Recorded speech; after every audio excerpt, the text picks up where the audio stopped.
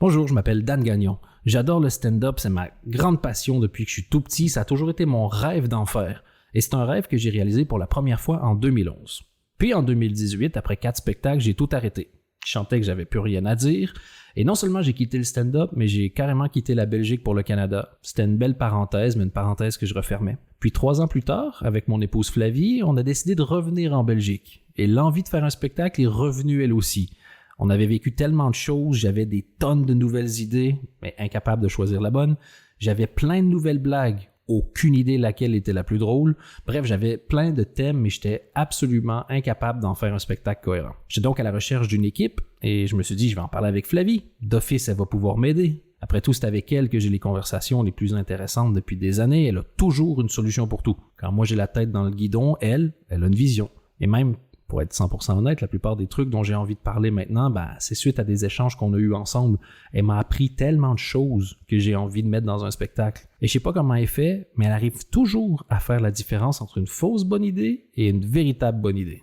Quand elle a accepté d'écrire les chroniques radio avec moi il y a quelques années, ce fut et de loin mon meilleur travail à vie, parce qu'elle comprend les ficelles de l'humour et c'est la meilleure éditrice que je connaisse. Je me suis dit, c'est sûr que Flavie va pouvoir m'aider à trouver une bonne équipe. Et oui, elle a réussi à trouver une bonne équipe. L'équipe, c'était elle. Voilà. Je lui ai dit que je voulais remonter sur scène et je lui ai demandé si elle acceptait qu'on fasse ce projet ensemble. Elle m'a dit oui, puis BX1 a accepté de produire ce podcast sur les coulisses de la création d'un spectacle. Je lui ai dit, est-ce que tu veux le faire avec moi? Elle m'a dit oui, et même qu'elle m'a dit, Dan, on le fait déjà ensemble. C'est juste que tu t'en étais pas encore rendu compte. Et ça, c'est pas faux. Donc ce podcast, c'est l'équivalent d'un petit micro placé entre son cerveau et le mien. Et on vous emmène dans les coulisses de 2 personnes qui essaient d'écrire un spectacle sur la joie. 1, 2, 3, 4.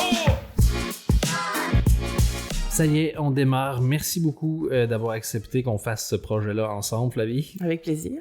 Et du coup, je pense que c'est très important, avant de démarrer les épisodes en tant que tel, de dire c'est quoi le podcast et aussi qui je suis et qui tu es. Mm-hmm. Qui je suis, ça va être assez rapide. Dan Gagnon, je fais des farces. Voilà, j'ai des spectacles, j'ai fait un late show et je connais Joël Scorils. Voilà. Super sympa. À fond. À fond. Donc, Joël, si tu nous entends, coucou. Coucou, hein. Et voilà. Et surtout, ce projet-là, donc sur les coulisses de l'écriture du spectacle, première question, est-ce que tu as hésité avant d'accepter? Oui, pour plusieurs raisons. La principale étant la façon dont on travaille, c'est le résultat de nombreuses années. Je sais pas, ça fait combien de temps qu'on travaille ensemble, mais on est ensemble depuis presque 11 ans, donc on se connaît quand même bien. Ouais, mais de toute façon, je te dire que je t'ai demandé de travailler avec moi non officiellement en te disant cette blague-là, puis cette blague-là, puis cette blague-là depuis 11 ans et moins 1 minute. Là. Donc, mon implication, elle a été consentie parfois, importante souvent. Je me souviens que tu m'as déjà dit, Dan, tu peux arrêter de travailler sur moi, s'il te plaît? Oui, tu peux arrêter de travailler sur mon dos, la vie est déjà assez lourde comme ça, merci. Mais donc j'ai participé quand même pas mal depuis le début, et puis de plus en plus avec les années, et on est arrivé à un système qui fonctionne super bien pour nous deux, parce qu'on se connaît très très bien. Si je devais appliquer mon système de travail à n'importe qui d'autre, je pense que ça se passerait extrêmement mal. Et donc je me disais, les gens vont entendre comment on travaille sans contexte, j'ai peur que ça soit mal interprété. Du coup, mettons du contexte en commençant. Donc le contexte, c'est qu'en gros, Dan, tu viens vers moi parce que tu veux une critique de ton travail. Il n'y a pas d'ego impliqué dans le processus. Tu viens pas chercher chez moi une certaine reconnaissance ou du réconfort par rapport à ton talent. Tu viens chercher chez moi une critique sincère. Et donc, si je trouve que c'est vraiment pas bien du tout, je vais te dire, je trouve que c'est pas bien du tout. Je pense qu'il faut que ça dégage.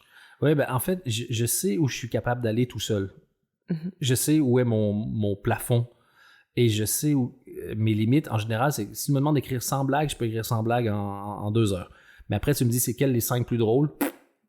Aucune idée. J'ai jamais eu aucune idée. J'ai jamais été capable de comprendre la différence entre un truc qui faisait rire les gens ou pas. Et toi, c'est si clair. Tu regardes, c'est comme si... Ils sont pas écrits dans la même couleur sur le papier. C'est exactement ce que j'allais dire. C'est à ce point facile.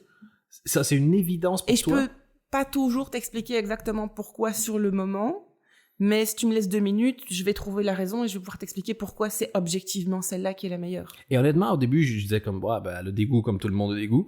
Et à un moment donné, quand ça fait genre 622 fois que ça marche, tu te dis, écoute, Et je peux pas toujours l'expliquer précisément, mais c'est vrai que je le sens, en fait. C'est compliqué à expliquer. Mais tu arrives à te connecter de toute évidence avec le public d'une façon ou d'une autre. Et moi, ça m'impressionne. Puis je me mets dans la tête de plein de gens différents en même temps, en fait. Ouais, et du coup, je le vois... tu vois, je me dis, tiens, si t'as ce background-là, comment est-ce que tu perçois cette joke? Si t'as ce background-là, si t'es tel type de personne, par quoi ça passe dans ta tête? Quel type de filtre? Enfin, tu vois, et genre, certaines vannes, le vrai ressort comique de ta vanne, qu'est-ce que c'est finalement, tu vois? D'aller vraiment rechercher le fond du fond... Ben oui, parce que ce que ça implique, de qui on se moque, de pourquoi, enfin, et donc, ouais, je sens que ça, c'est une bonne vanne, et ça, c'est une vanne qui est problématique pour telle et telle et telle et telle raison. Et ce qui est incroyable pour moi, c'est que tu n'avais jamais étudié les techniques de la blague. Tu n'étais pas humoriste. Je les connais même pas. J'en connais 3 des techniques de blague. Okay. J'en ai une préférée, c'est la triplette. J'adore cette technique. Je la trouve excessivement efficace, mais je les connais pas vraiment, en fait. Il me faudrait une liste, mais quand on sera à ce stade-là, je prendrai la liste. Et malgré tout, la façon dont je crois que je sais pas si c'est ton obsession des systèmes ou quoi que ce soit, fait en sorte que t'as du mal à accepter que les choses sont. T'as toujours besoin de savoir et de comprendre pourquoi et d'aller au bout de décortiquer. Et c'est ce qui fait que, pour moi, c'est comme si je présentais ma musique à Rick Rubin. Tu vois Non. OK, le producteur Rick Rubin, entre autres, il a travaillé avec Adele, les Red Hot Chili Peppers, Jay-Z, voilà. OK, des petits chanteurs pas connus. Johnny Cash. Ouf. Johnny Cash, si ma mémoire est bonne, il disait qu'il acceptait de refaire de la musique juste parce que c'était Rick Rubin qui le produisait. Ouf, tranquille. Donc voilà. Okay. Et quand on lui parle, quand il est en interview, il dit toujours, moi je connais rien à la musique. Je suis pas capable de lire la musique, je joue d'aucun instrument, j'ai un truc, j'ai un goût clair, je l'exprime de façon claire et apparemment, ça correspond au goût de plusieurs autres personnes, donc les gens me consultent pour ça. Ses goûts à lui sont populaires, donc il en profite. De toute évidence, quoi. Et moi qui adore être dans la création et dans la quantité, je sais bien que si j'ai pas quelqu'un qui est capable de faire ça, je suis nulle part. Et je crois que c'est vraiment un boulot qu'on sous-estime quand on est humoriste. On dit, faut que j'écrive l'inspiration, le ci, le ça. Fait, non, écris 200 blagues. Mais putain, trouve la bonne personne pour... Mais tu dis ça parce que pour toi, c'est facile. Mais moi, j'ai même récemment des humoristes qui sont des humoristes confirmés, qui font ça depuis plusieurs années, qui se sont formés et tout, qui me disent, est-ce que Dan, des fois, il a du mal à écrire? Non, jamais. J'ai jamais eu le syndrome de la page blanche de ma vie. Ben oui, mais ça, c'est pas si courant que ça non plus. OK, ben dans ce cas-là, moi, c'est ma force, mais cette force-là tout seul me mène à une certaine limite. Et je n'avais jamais croisé quelqu'un qui avait cette capacité que tu as de faire de l'édition. Et qui, en fait, dire que c'est de la merde.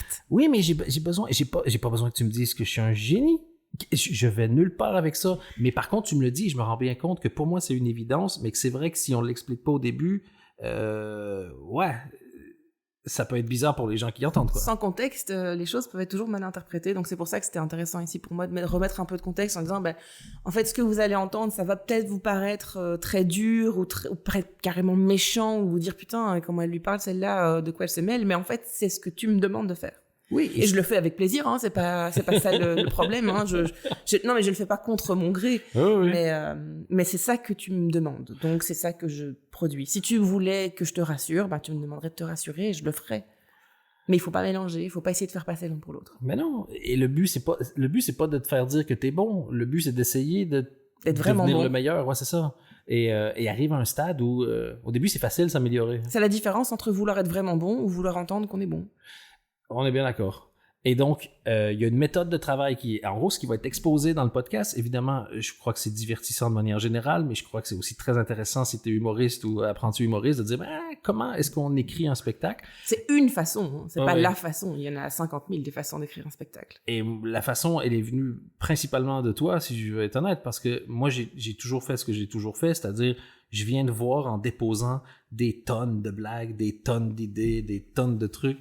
Et toi, tu as trouvé la manière de prendre un morceau... De canaliser le flux. Ouais, c'est ça, de prendre un morceau de bois puis d'en faire une sculpture, quoi. Mais en fait... Et c'est par étapes. En fait, c'est ça. Ça s'est fait avec les années, hein. Ça a été par essai et erreur, puis voir un peu ce qui fonctionne et comment les choses... quelle dynamique fonctionne le mieux entre nous. Mais en gros, tu m'amènes tes idées. Oh, j'aimerais parler de tel sujet, j'ai eu telle idée sur tel sujet, tel angle de pensée... telle prémisse, telle théorie sur quelconque sujet. T'as plein de sujets, plein de théories, plein de trucs, c'est un gros fouillis. On classe, on essaye de classer. Ok, en fait, ce que t'as, c'est 5-6 thèmes principaux à l'intérieur desquels t'as différents angles. 5, 6, 7, 8, hein, ça dépend un peu.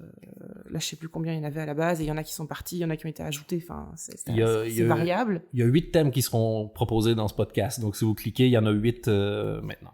Donc là, on arrive à... En fait, tu as 8 thèmes, dans chacun de ces 8 thèmes, il y a différents angles, et la première chose qu'on fait, c'est qu'on ping-pong, donc on échange sur ces angles. Tu me donnes ton angle, je te pose des questions, je te dis ce que j'en pense, j'amène mes idées supplémentaires, et à partir de ça, tu vas prendre ça et aller improviser 1 heure ou plus sur ce thème-là dans un comedy club. Ouais, et je précise qu'à ce moment-là, ce que je recherche quand je te montre mes idées, c'est principalement que tu te dises comme « Oh putain, bien pensé ». C'est l'original. Moi, c'est vraiment, à ce moment-là, c'est l'originalité de l'angle. C'est ça que je recherche à cette étape-ci. Et après, on va essayer de rendre ça marrant. Mais quand tu me dis genre oh shit, j'y avais pas pensé. Genre, ah, ça c'est intéressant, ah, ça j'avais jamais entendu, ah, ça c'est cool pour telle et telle raison, ou ah ben non, ça je l'ai déjà entendu ailleurs, ou ça ressemble trop à ce que quelqu'un d'autre a fait, ou c'est pas tellement intéressant, ou c'est problématique pour une quelconque autre raison, hein. Ça peut arriver aussi, parfois tu dis, ah putain, j'avais pas vu, mais en fait c'est hyper classique ce que je viens de dire. Oh, ouais. Ça peut arriver. Ah, ça peut arriver, ça arrive. C'est aussi pour ça qu'on met plusieurs cerveaux dessus, parce que comme ça on a plusieurs sensibilités sur différentes choses. Ah ouais. Et une fois que tu as tes angles, tu vas dans un comedy club et tu fais de l'impro total. Tu arrives avec 5 mots-clés et tu fais 1 heure, 1 heure et demie d'impro total avec des gens qui savent, un public qui est conscient de ce qu'il vient voir. On le prend pas en otage. On le prend pas en otage, ça coûte pas très très cher, on fait pas payer à 30 balles la place pour ce genre de truc, pas du tout. Les gens savent qu'ils viennent voir quelque chose qui est expérimental, et donc c'est même peut-être des humoristes parfois qui vont venir voir ce genre de truc. En tout cas, moi, si j'étais humoriste, je le ferais, mais bon, voilà. J'avais déjà fait un peu dans le passé, et la moitié de la salle, c'est des humoristes. Ouais. C'est ça, évidemment, tu viens voir quelqu'un travailler, c'est toujours intéressant. Donc toi, tu fais ça, moi je suis là, évidemment, parce que je viens, je prends des notes, je check un peu comment tu abordes les choses. Tu regardes la réaction du public? Non, je m'en fous. Non, pas, en fait je la connais parce que je suis là, mais en fait on pourrait le faire sans public, c'est la même chose pour moi. Je sais que ça serait pas la même chose pour toi parce que toi ton énergie serait pas la même, ce qui est normal, mais pour moi le public tu peux l'enlever, ça change absolument rien. Ça change pas ce que je vais te dire par rapport au texte. Moi si j'ai pas le parce public, qu'un public c'est pas l'autre, et donc on s'en fout un peu en fait. Et puis en plus c'est un faux public, c'est un public qui est déjà un public averti, qui connaît déjà bien la comédie, qui est conscient de ce qu'il est en train de regarder. La moitié, c'est des gens qui montent eux-mêmes sur scène. Donc, c'est pas représentatif de ce qu'un vrai public va faire. Là, tu vas avoir... ce que tu fais, là, c'est de l'humour pour humoristes. À ce moment-là, ouais. À ce moment-là. Et donc, ce qui va marcher dans de l'humour pour humoristes, c'est pas ce qui va marcher dans de l'humour pour grand public. Donc, en fait, ça m'intéresse. C'est intéressant, mais c'est pas ça qui va prédéterminer ce qu'on va garder ou pas, ou enfin les décisions qui vont être prises. C'est pas le feedback le plus intéressant. Hein. C'est un feedback intéressant, mais pas pour le travail que moi je viens faire. Ok. Voilà, je dirais ça comme ça. Et ensuite, on rentre à la maison et on discute, on débriefe de ce qui a été mis sur scène. Et c'est là qu'on va déterminer qu'est-ce qu'on va choisir d'approfondir et de continuer de travailler. Et est-ce qu'il y a des choses qu'on va abandonner? Est-ce qu'il y a des choses qui doivent être restructurées? Est-ce qu'on voit apparaître des structures intéressantes ou des thèmes redondants, des fils rouges à l'intérieur de chaque thème, etc. On retravaille comme ça chaque thème séparément. Et une fois que tous ces thèmes-là sont travaillés séparément, là, c'est à toi de retourner travailler tout seul. Ouais, et à ce moment-là, tu me dis toujours la même chose. Tu écris quelque chose qui a de la valeur à tes yeux, mais je ne veux rien voir de marrant. Et ça, c'est peut-être la chose qui est le plus contre-intuitif de tout ce que tu fais. Et je pense que dans la méthode que tu as fini par développer, pour moi, c'est le plus important, le plus intéressant, parce que je l'ai vu avec les chroniques, c'est ce qui me donne 88% de ma confiance, parce que je me dis, au pire, si c'est pas rigolo... C'est solide. C'est solide, c'est vraiment ce que je veux dire. Je suis content de propager mon idée, et donc ça te donne un charisme et un professionnalisme sur scène. Bien sûr, parce que tu sais ce que tu fais, t'es pas en train de faire un truc YOLO, tu sais très bien ce que t'es en train de faire, c'est 100% contrôlé, tu sais pourquoi tu le fais, tu sais quelle légitimité t'as à le faire, tu défends des choses auxquelles tu crois vraiment, tu fais pas des vannes juste parce que c'est des vannes, tu défends vraiment ce que t'es en train de dire, et tes tripes et ton cœur, ils sont pour de vrai. Et c'est ça le stand-up. C'est que tu dois être vrai. Tu dois être le vrai Dan. Le moins de filtres possible, c'est normalement le point. Le plus cru et le plus nature et tel quel qui existe. Et donc, c'est là que ça va vraiment intéressant. Et donc, d'abord, on écrit le cru. Et une fois que c'est écrit et que tu as quelque chose de vraiment solide, là, on repasse par-dessus, on rajoute des vannes, on rajoute mais blindés de vannes et on rend ça hilarant. Et donc, tu as un texte qui est ultra solide et qui est hyper marrant et que tu arrives pour le défendre. T'es solide sur tes appuis, quoi. C'est vraiment la différence, pour moi, entre « j'espère que ça va marcher » à « non, mais attendez ». Parce que tu fais 2 blagues et j'en rigole, fait « ah ouais ». Attends, vous avez rien vu encore. Ça va être, genre, prenez une grande respiration, vous allez manquer d'air avant la fin. Et ça m'est déjà arrivé d'avoir des segments ou des chroniques ou des bouts de stand-up comme ça. Et la jouissance ultime que c'est sur scène de faire comme, ah ok, là j'ai l'impression d'être un artiste parce que je viens pas me rassurer auprès d'un public, je viens le divertir, j'ai demandé aux gens en gros, de payer leur place, de se déplacer. Et ils vont en avoir pour leur argent. Mais je sais qu'à la fin, ils vont sortir en disant comme, waouh. Ouais. Donc voilà, donc ça marche super bien et c'est vrai que ça c'est vraiment la méthode qui fonctionne bien. D'abord les angles, on ping-pong, tu vas tester sur scène avec de l'impro, on débrief, tu réécris sans vanne et une fois qu'on a le texte, tout le spectacle sans aucune vanne ou les quelques-unes qu'on a mis de côté dans un truc à part, là on va rajouter la partie marrante. Et une fois qu'on a rajouté la partie marrante, il y a la mise en scène qui va entrer en jeu, il va y avoir le costume, il va y avoir toutes ces choses qui vont terminer le spectacle et tout finir ce qui est après le texte, de rendre ça bien professionnel et bien nickel, la régie, etc. Mais pour l'instant, dans ce podcast-ci, ça va être la partie angle, test sur scène et débrief. Et ça sera déjà quand même pas mal. On l'a divisé, comme je disais tout à l'heure, par thème. Les 8 thèmes qu'on finalement on a retenus, ça va être les 8 épisodes que vous allez pouvoir entendre. Et maintenant qu'on a bien expliqué ce qu'était le podcast, je voulais quand même te poser, toi, 2-3 questions justement sur ton rôle qui n'existe pas. Genre, moi, j'appelle ça co-autrice-éditrice, là. Moi, j'appelle ça femme d'humoriste. Mais c'est pas très féministe. Mais je dirais éditrice.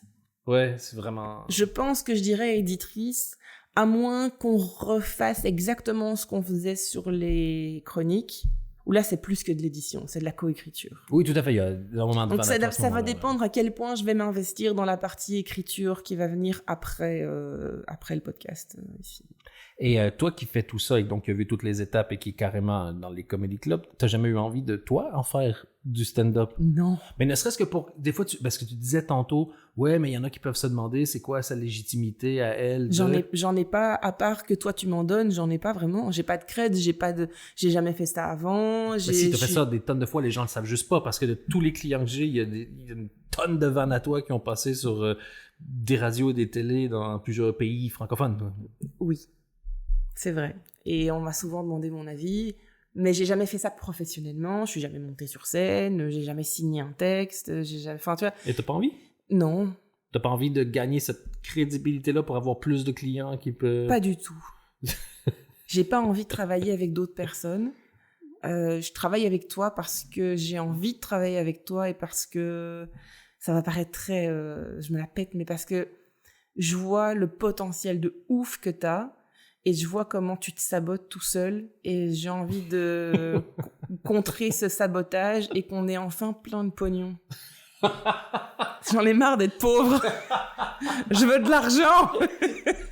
J'allais te demander, mais j'ai l'impression que tu as déjà répondu, c'est quoi le truc le plus frustrant quand tu travailles avec quelqu'un mais que c'est pas toi qui est la voix ou la face ou le porte-parole Moi, en gros, je suis un peu le porte-parole de nos blagues quand je vais sur scène, tu vois? C'est que... Un des trucs qui est vraiment frustrant, c'est pas très grave, hein, mais c'est un peu frustrant, c'est que parfois tu donnes une idée qui a une certaine profondeur, qui touche à plein de choses en même temps, qui a vraiment plusieurs couches de compréhension, tu peux vraiment, genre c'est une idée qui est riche, tu pourrais en faire plein de choses, et ce que la personne à qui tu le donnes choisit d'en faire, tu trouves que c'est un peu de la merde, et t'es un peu genre, fuck, c'est quand même vraiment dommage. Et ça m'est arrivé vraiment souvent. Je vais pas dire quoi, quand, comment, et citer des noms, mais ça m'est arrivé plusieurs fois, où je donne une idée, et c'est une pépite, et la personne fait n'importe quoi avec, et puis me dit non, mais finalement, c'était pas une bonne idée ce que tu m'avais dit. Ça a pas marché. Ça a pas marché. Et moi, je suis un peu genre, ah, mais évidemment que ça a pas marché, t'as vu comment t'as fait ça n'importe comment, enfin, tiens. C'est comme ça que beaucoup d'auteurs deviennent stand-uppers, comme ça beaucoup d'auteurs, d'autrices deviennent réalisatrices, comme ça, en disant... moi, j'arrête juste de leur donner des idées à ces gens, c'est tout. Oui, c'est un autre chemin, mais c'est sur le même... c'est le chemin de la paix. C'est sur le même spectre, quoi. Quel est le truc que tu trouves le plus chouette dans le fait de donner des idées et pas avoir à aller les défendre sur scène? Ne pas avoir à aller les défendre sur scène. La réponse est dans la question. La réponse est dans la question. Moi, je suis montée une fois sur scène à l'époque où je travaillais dans un comedy club à Bruxelles. J'ai dû présenter quelqu'un parce que la personne qui est le MC de la soirée était en retard et donc il fallait quelqu'un pour présenter le premier humoriste. Et donc je suis montée sur scène. Je crois que c'est toi que je présentais d'ailleurs. Je n'ai pas la moindre idée. Je me souviens pas de 3/4 de ma carrière. Et je pense que si j'avais dû rester une demi-seconde de plus sur scène, je me serais pissée dessus. C'était horrible. J'ai détesté ça. Autant tu peux me demander de monter sur scène, me foutre à poil et danser, j'ai aucun problème. Mais me demande pas de parler, quoi. Ok. Moi, c'est l'inverse. Cool. Ça m'arrange.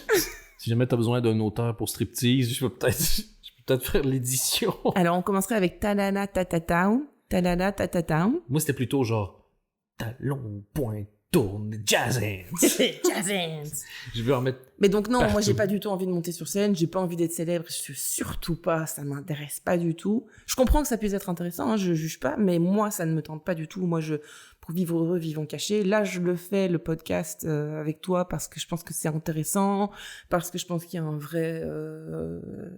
vraie plus-value à le faire. Mais... Est-ce que tu veux que je masque ta voix comme dans les émissions de la rue? Putain, ça serait super drôle. Mais et pas du tout chiant sur 8 épisodes. Ouais. Ah ouais, ça serait pas casse-couille pour les gens qui écoutent, tiens. Mais du coup, c'est vrai que moi, je n'ai pas envie d'être connue, je n'ai pas envie d'être qu'on connaisse mon visage, ça me tente pas du tout. En fait, le fait de faire le podcast, du coup, c'est peut-être pas la meilleure idée pour toi parce qu'il va y avoir plein de gens qui vont faire comme « Holy shit, c'est vrai que elle est géniale en édition, qu'elle a plein de bonnes idées. » Et les gens vont te demander à Les gens vont pas dire ça. Tu crois? Je crois pas. Pourquoi? Tu penses que les gens vont dire que c'est moi le génie? Les gens vont pas dire ça. Je ne sais pas. Non? Ok. Avant de commencer le premier épisode, si t'es prête, je voulais juste voir, ça fait donc des années que tu fais ça, ce métier-là. Si t'avais un conseil à donner à quelqu'un qui veut faire du stand-up, c'est quoi? Quelqu'un qui a jamais fait de stand-up? Ou qui commence ou ça marche pas. Un conseil. Moi, j'aime bien quand je croise des gens demander de toutes tes années d'expérience, si t'es capable de me donner une petite fiole. C'est quoi? Sortez-vous les doigts du cul. Ah ouais? Je pense que une des raisons principales pour lesquelles les humoristes en Belgique ont du mal à démarrer leur carrière, c'est qu'ils pensent qu'ils travaillent fort. C'est pas vrai. C'est pas vrai. Je suis désolée, je te vois depuis 4 ans faire le même sketch que t'as rien bougé. Moi, j'ai souvent rigolé quand j'entends des gens dire « Je devais écrire aujourd'hui, mais j'ai pas eu d'inspiration. Oh, » Tiens. Toi, t'entends « J'ai essayé de travailler toute la journée. » Moi, ce que j'entends, c'est « J'ai joué à la PlayStation parce que, genre... » Moi, si j'ai pas d'inspiration, j'ai quand même des gens qui attendent des textes, tu vois. Oui, c'est ça. Donc, j'ai pas d'inspiration, je vais écrire pas d'inspiration. Et dans le même principe que toi, fun fact, l'inspiration, c'est pas le truc qui te permet de commencer à écrire. Genre, biologiquement... C'est ce qui arrive quand t'as commencé à écrire. Exactement. Donc, il faut d'abord commencer à écrire et puis l'inspiration va venir. Ça veut dire que je suis pas musclé. Je ferai du sport quand je serai musclé. Je ferai du sport quand je me sentirai bien. Ouais, j'ai une mauvaise nouvelle pour toi. J'espère que t'as ça, toi, la patience. Donc, ce que je dirais à n'importe quel jeune humoriste qui commence, c'est écris beaucoup, monte beaucoup sur scène, écoute toutes les critiques qui te sont données, prends celles que tu veux, garde pas celles que tu veux, mais écoute tout ce qui t'est donné. Toutes les critiques possibles, c'est du caviar. Peu importe que tu sois d'accord avec ou pas d'accord avec, c'est de toute façon intéressant. Voilà. Je pense que c'est un excellent conseil. Et sur ça, si t'es d'accord, on démarre avec le premier épisode officiel. Allez, c'est parti, roulez. Oh, j'espérais que tu dises ça, j'avoue. 1,